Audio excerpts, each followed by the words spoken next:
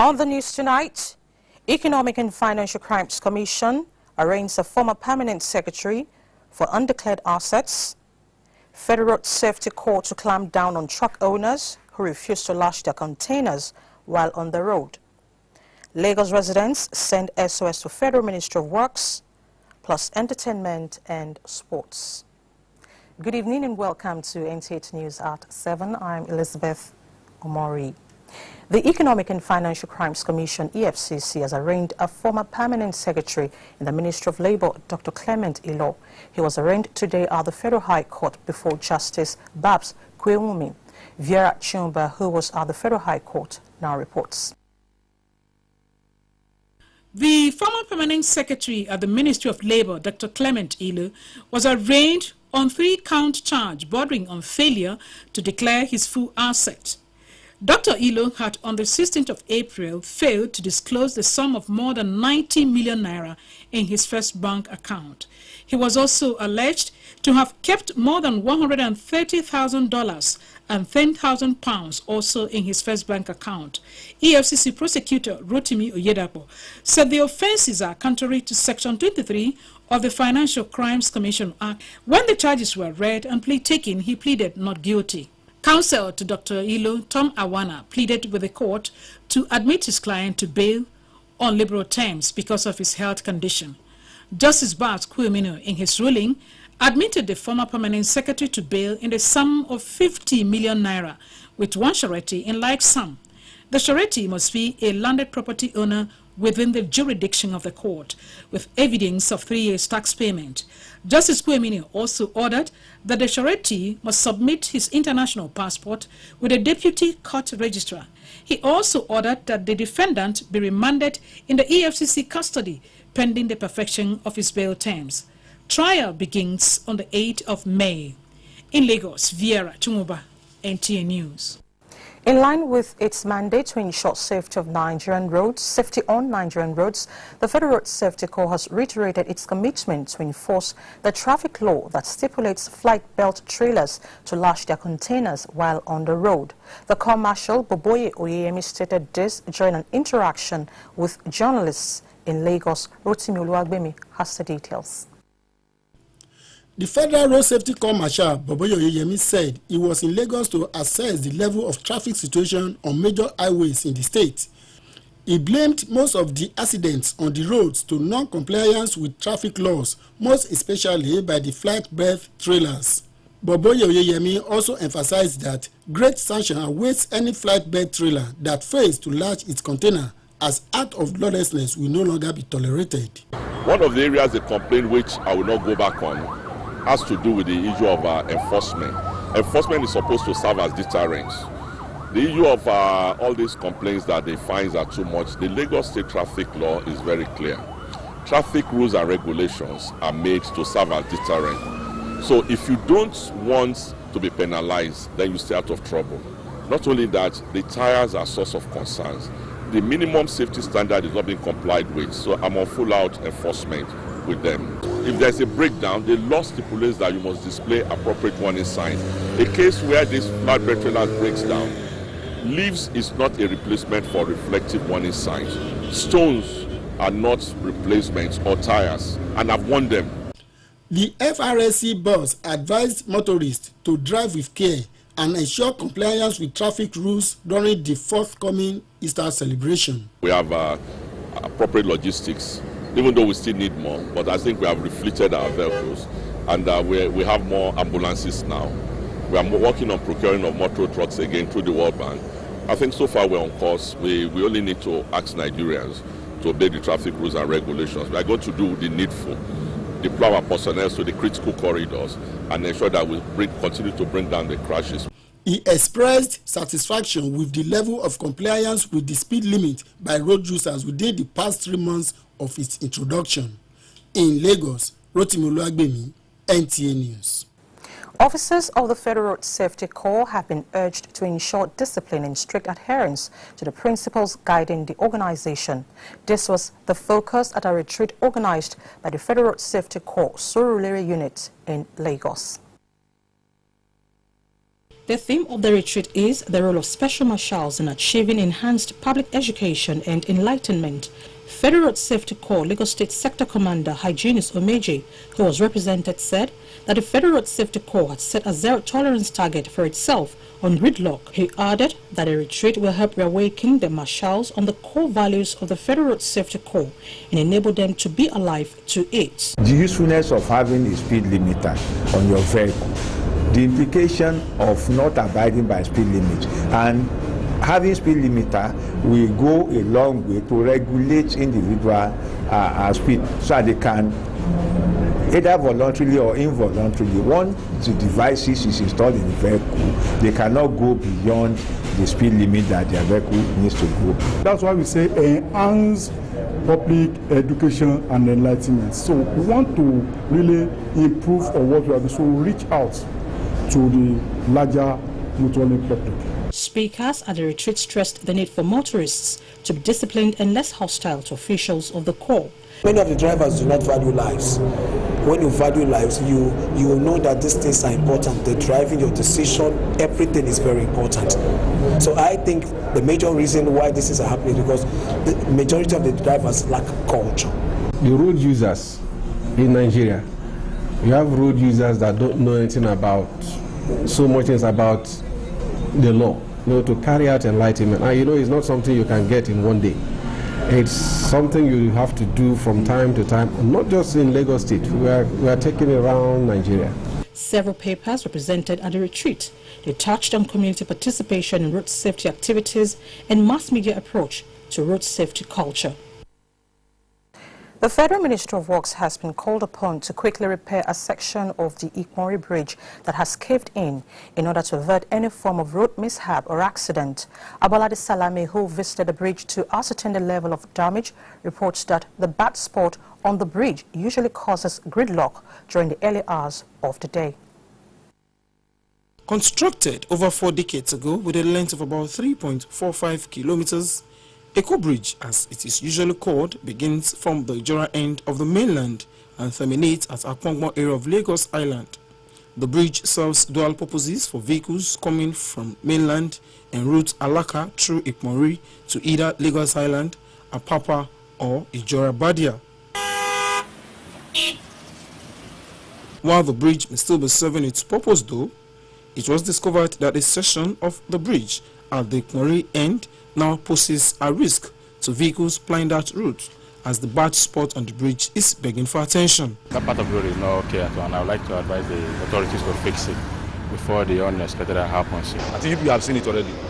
The road is spoiled already, so let them go and do it before it's common than that. In order to douse the apprehension of road users, officials of the Federal Road Maintenance Agency, FEMA, Lagos East, say repair work will commence soon. Sometimes it could be the rubber that is covering it to allow for smooth ride that may wear out, depending on the condition, then it will be attended to. So it doesn't pose any danger for motorists, but we are conscious of it and we also have intention of rectifying it. This particular portion on the Ikmori Bridge has become a source of concern to motorists coming from the mainland into the island. They are calling on concerned authorities to fix this portion that is almost caving in before the unexpected happens. In Lagos, Abolade Salami, NTA News. The Lagos State government, as part of efforts to reduce maternal and infant mortality, has introduced a public-private initiative to improve quality of health service delivery in the state. The initiative, titled Baby of the Month, is to encourage pregnant mothers access quality health services, leading to safe delivery and quality health care for the infants. Infant and maternal mortality have become a heavy public health challenge, which different administrations have been working hard to reduce in Nigeria. The mandatory immunization programs, fight against polio and other special health care programs have impacted positively, with noticeable reduction in mortality rate of infants and pregnant women.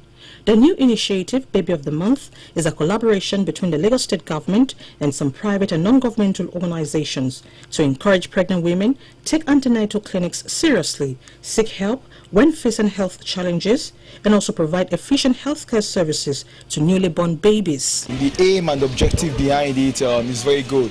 all they are trying to do is they are trying to reduce the infant mortality rate and also trying to reduce maternal mortality, and trying to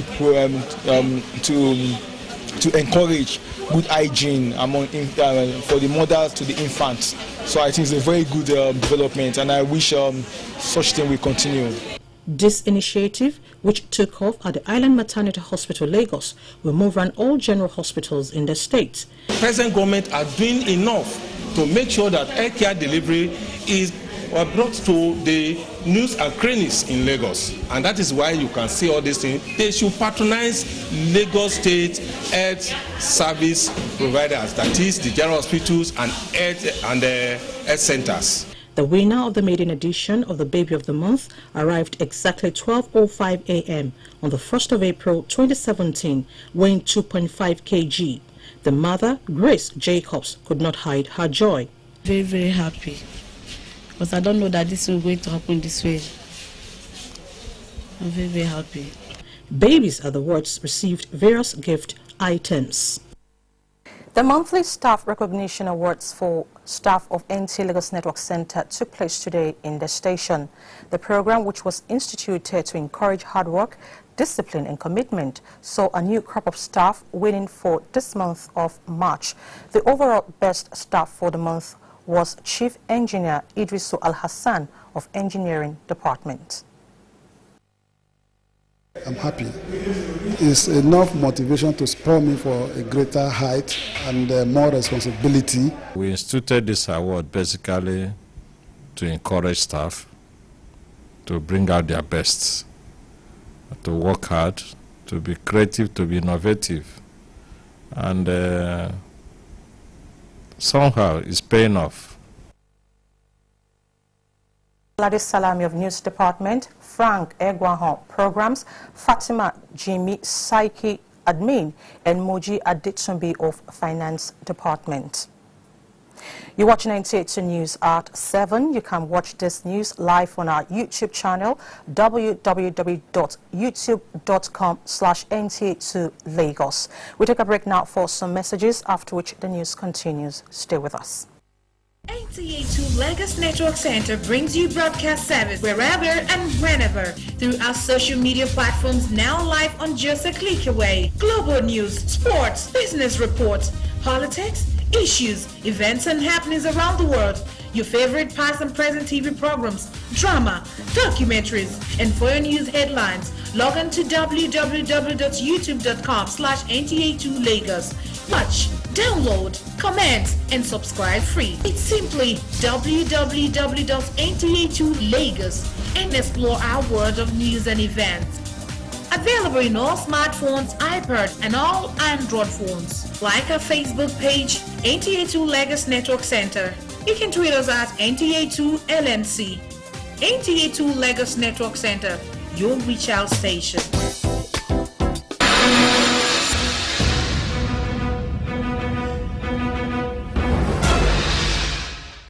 Welcome back, and thanks for staying with us. Experts on Good Morning Nigeria today said the absence of legal framework to clearly spell out management of recovered looted assets has led to uncoordinated efforts by different agencies. They suggested that the bill taken to resolve issues be given adequate attention by the National Assembly. Lydia Sampson has the details. Nigeria has signed and ratified the UN Anti-Corruption Convention. The bill to domesticate a similar coordinated legal framework is yet to be in place after it was not assented to by the President when the 7th Assembly passed the bill. He's the guest on Good Morning Nigeria say is a setback to handling recovered loot. Nigeria, as a sovereign nation, as a sovereign state and a member of United Nations Convention Against Corruption, and indeed a member of the Financial Action Task Force, do not have coordinated recovered asset management agency in place. That the philosophy behind asset recovery is to take the benefit away from criminals so that they are not empowered to continue with what they are doing. Not only that, is also to take away negative role models. Chief Whip of the House of Representatives, Alassane Adodogwa, while reiterating the commitment of the National Assembly to facilitate proper utilization of recovered loot. He stressed the need for all efforts to have legal legislative backing. We need to take very good time so that at the end of the day we harmonize all these components, all these other things coming in either from the executive arm of government and or coming in from the private member perspectives, so that at the end of the day we don't come up with a law that will be conflicting. Beyond the law comes morality. Sometimes, you know, you want to do things to lay the right principle, to lay the right procedure, to lay the right example. The guests were of the opinion that transparent handling of recovered loot is necessary to earn the confidence of the public. In Abuja, Lydia Sampson, NTA News. All is now set for the celebration of Africa's biggest arts and culture festival, Festac 77, come May 2017. The Director General of the Center for Black and African Arts and Civilization, Dr. Ferdinand Anikwe, said that the literary arts sector is prepared to sell the rich cultural heritage to the world. He said this during his visit to NTA Lagos Network Center. The celebration of Festac 77 at 40, according to the Director General of the Center for Black African Arts and Civilization, is apt, as this will provide a platform for Nigerian artists to exhibit their creative talents to the world. The Director General also disclosed plans to work with the various literary artists in the country in making the festival a successful one. We are ready, but we're also calling on both the state and federal government to come up in full scale for the support. We're expecting, most importantly, corporate groups, private organizations, and very interesting individuals to come up and support us.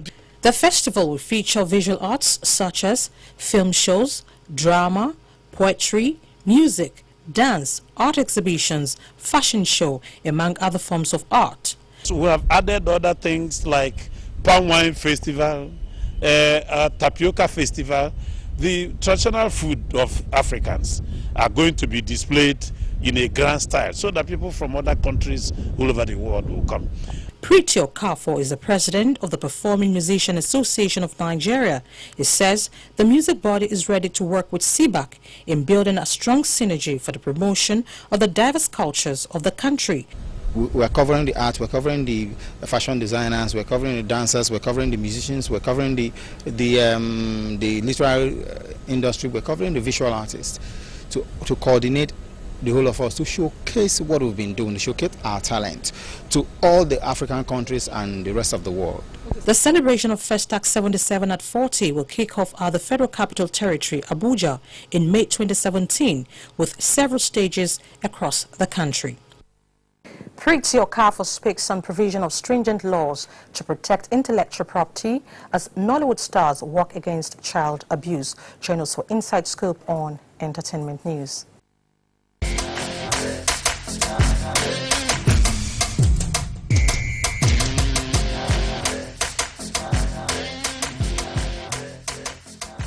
It's nice to have you join us on Entertainment News. Bali has been evicted from the ongoing TV reality show Big Brother Naija. T-Boss, Marvis, Deborah's and F.A.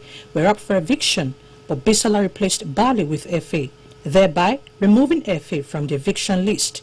A winner will emerge next week Sunday and will go home with 25 million naira in a brand new car. President of the Performing Musician Association of Nigeria, PMAN, has called on the three tiers of government to pay critical attention to the development of the creative industry. He stated during an interview that the sector is blessed with abundant creative talents that can be harnessed for economic development. Okafor also hinted that stringent laws that will protect intellectual works must be put in place to strengthen and sustain the industry. Meanwhile, Tiwa Savage has been nominated as the lead speaker at the forthcoming 2017 Nigerian Entertainment Conference. And still talking entertainment, Nollywood celebrities took to the streets of Lagos recently to create awareness on the dangers of child abuse.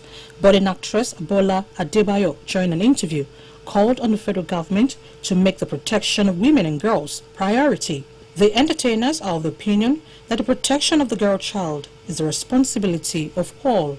And that's it on Entertainment News.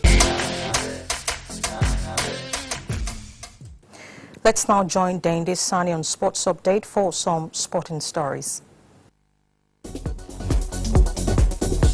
By 2-1.